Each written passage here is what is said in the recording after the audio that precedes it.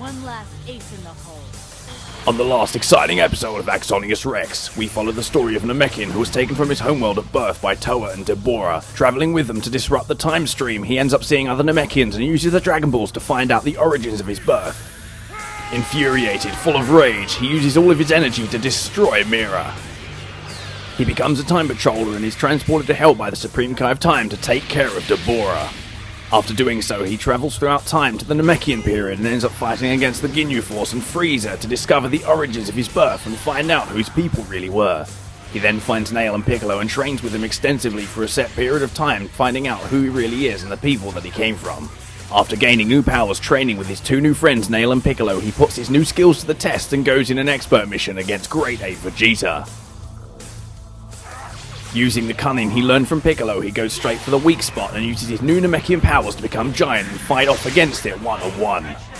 Confronted with a gigantic key ball, he uses immense strength to push it back with the other time patrollers. Upon returning to the Time Nest, Vados tells him about some Namekians who reside in Universe 6. Intrigued by the opportunity, he's joined by Piccolo and they fight off against each other in a 2-on-2 fight in the Wasteland. A fierce battle erupts between the Namekians of Universe 6 and Universe 7, testing each other's skills, finding out who each other really is, putting everything on the line to see the extent of their race throughout the different universes. With the teamwork they developed on Namek and a double special beam cannon, they end the fight.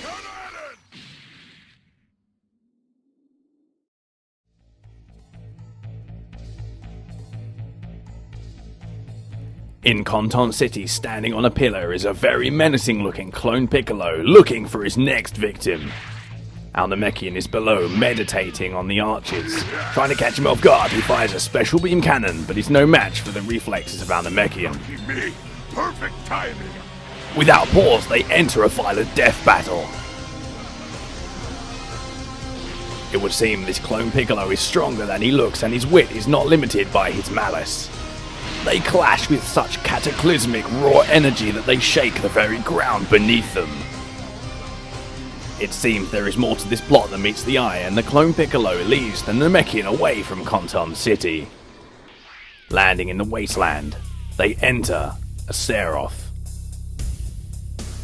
What could be the purpose of this confrontation? Who will win? And who will die? And just like that, a violent and unpredictable battle begins.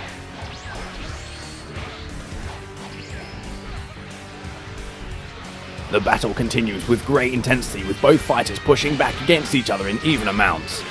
The Namekian has a greater supply of techniques at his disposal, but it seems that Clone Piccolo has a lot of the cunning of the original.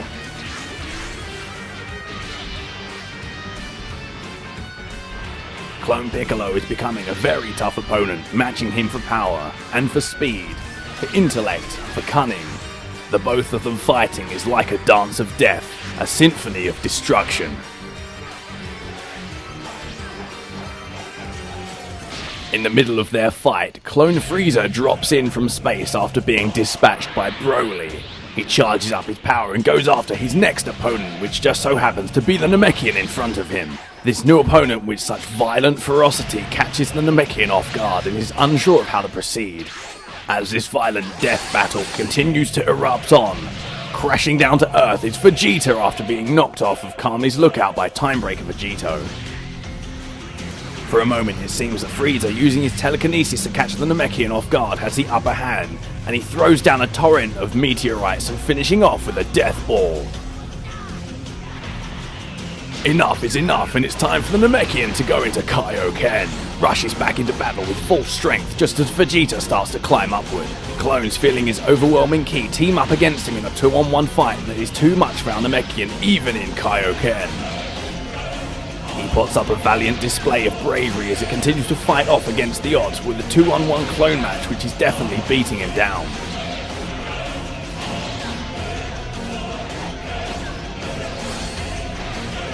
Despite being in a losing battle, he pours all of his energy into his attacks, catches Clone Frieza off guard and knocks him down to the floor. Just at that moment, Final Form Cooler drops down from Kami's lookout after being knocked off by Timebreaker Vegito, just like Vegeta. Now, with only one opponent to fight, our Namekian starts to turn the tables as Final Form Cooler goes after Frieza. In Kaioken, his speed, reflexes and strength are far too much for clone Piccolo to keep up with.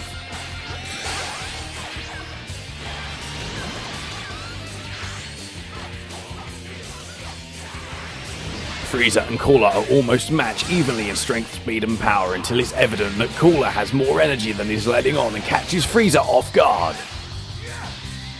With both of their opponents incapacitated, they charge up their most final ultimate moves and get rid of the clones once and for all.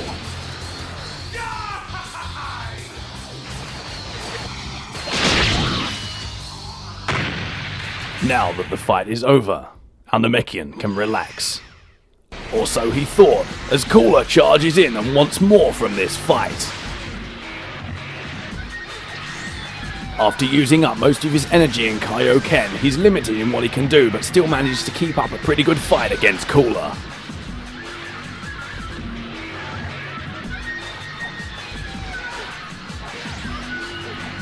Both of them damaged from their respective fights, the Namekian by Clone Frieza and Clone Piccolo, and Cooler by Timebreaker Vegito and Clone Frieza. They still have enough power left to give each other one hell of a fight. It's time to end this. All of his remaining energy going back into Kaioken, they both charge up their most ultimate attacks. Out of nowhere, Whis teleports down and knocks out the Namekian, avoids the supernova, and dispatches with Cooler without any of them knowing what's actually happened. Our Namekian wakes up in Konton City, laid out amongst the trees and grass. He gets up just as our male Margin is entering Konton City with the female human after dispatching of Timebreaker Gohan. Something strange is happening in Konton City. Fu and Deborah levitate above the city, planning their diabolical schemes, and whatever it is, it can't be good.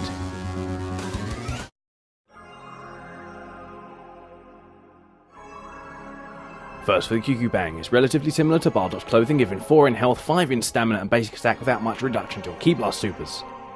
The Super Salt is I've been saving this Kaioken to give you an additional boost to your stamina recovery while using Kaioken and give you an additional boost to your basic attack. Now for the attribute points, 125 going to your basic attack for maximum damage, 125 into your stamina for 3 extra bars, and 125 will go into your health for maximum vitality.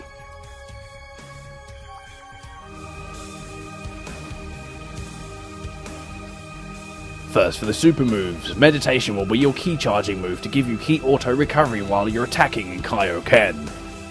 Your next super is Faint Crash, a move that teleports you in that you can use an additional input to teleport a second time that stuns them, setting them up for an easy stamina break. The next super move is Power Impact, one of Jiren's signature moves, catching the enemy in a Ki Blast, turning around, folding your arms and detonating it. This is one of the most disrespectful super moves in the entire game. Boosh. Next is Evil Flame, a 2 Ki bar move that uses your devastatingly evil demon breath to push away the enemy and do serious damage.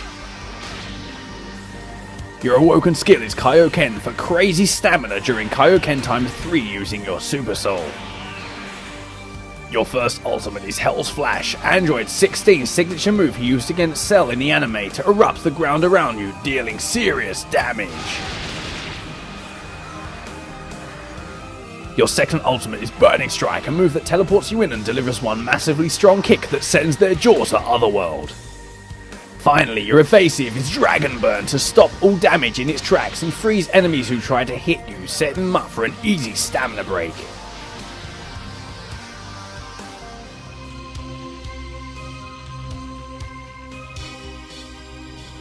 Now it's time for the damage test.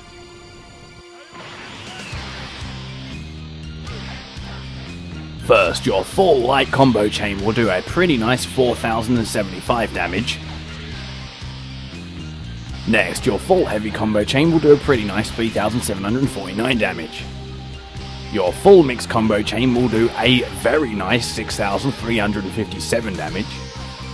A fully charged power impact will do an okay 2516 damage. Evil Flame will do 2527 damage. Faint Crash will do 1281 damage. Your first ultimate Burning Strike will do 4914 damage. Finally, your second ultimate, Hell's Flash, will obliterate the enemy with 10,089 damage. Here is the first super damage combo utilizing a heavy and light mix combination followed by an interrupting faint crash, a stamina break and a fully charged power impact doing 10,105 damage. Here is the next super damage combo utilizing a mix of a light combination and a mixed combination followed by an evil flame doing 9,699 damage.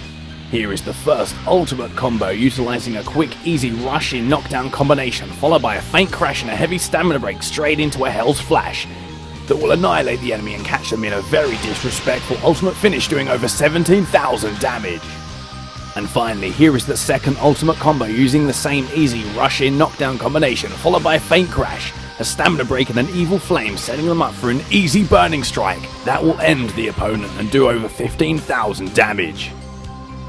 This has been my character guide for my level 99 demon-themed kaioken melee-based character. This is the end of the Phase 5 builds. All of the stories from Universe 6, Universe 7, and Universe 11 are converging in its central point. What will happen, what will be the outcome, and what threat awaits Konton City? Find out in the next exciting episode of AxoniusRex.